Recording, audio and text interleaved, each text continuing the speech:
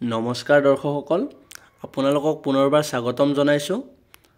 আজিৰ এই ভিডিঅ'টোত আলোচনা কৰিম মুখ্যমন্ত্ৰী মহিলা উদ্যমিতা অভিযান আঁচনিৰ বিষয়ে অথবা লাখপতি বাইদেউ আঁচনিৰ বিষয়ে।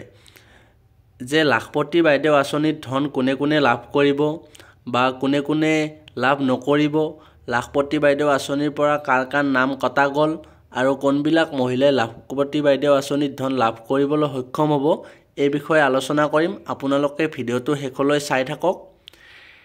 এই যে আপোনালোকে দেখিবলৈ পাইছে, মই মুখ্যমন্ত্ৰী মহিলা উদ্যমিতা অভিযানৰ অফিচিয়েল ৱেবছাইটটোত আছোঁ, mmua.in।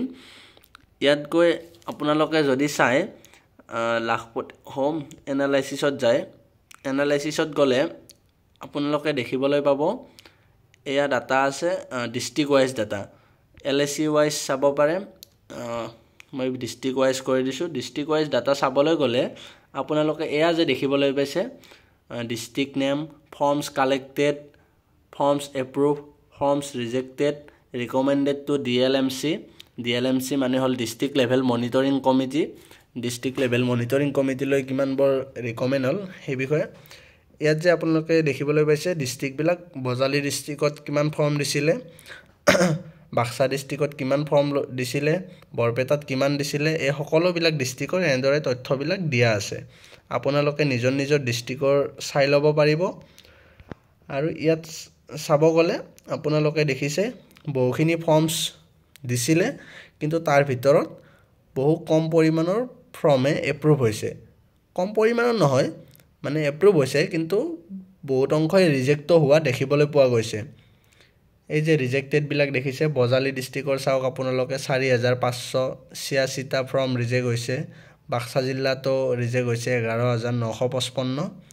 আৰু এতিয়ালৈকে কিন্তু যোনে ইউটিউবাৰে যিমান যি ক'লেও ৰিকমেণ্ডেড টু DLMC মানে ডিষ্ট্ৰিক্ট লেভেল মনিটৰিং কমিটিলৈকে ৰিকমেণ্ড হোৱা নাই। এইটো মই দেখুৱাইছোঁ আপোনালোকক 17 তাৰিখে আপডেট কৰা ডাটা হয় এইটো। বহুতে কৈ আছে যে লাভ কৰিব সকলো ডিষ্ট্ৰিক্টতে, সেয়া নহয়। আচলতে আপোনালোকে মেছেজ যোগে লাভ কৰিব, গম পাব কোনে কোনে লাখপতি বাইদেউ আঁচনিত টকা লাভ কৰিব। ঠিক এনেদৰে আপোনালোকে চাব পাৰে। এতিয়ালৈকে কিন্তু কোনো ডিষ্ট্ৰিক্টতে ডিষ্ট্ৰিক্ট লেভেল মনিটৰিং কমিটিলৈ ৰিকমেণ্ড হোৱা নাই, চবতে 0 আছে। চাওক আপোনালোকে এই লিষ্টখনৰ পিছত কিছুদিন পিছত আপোনালোকে আৰু এখন লিষ্ট পাব।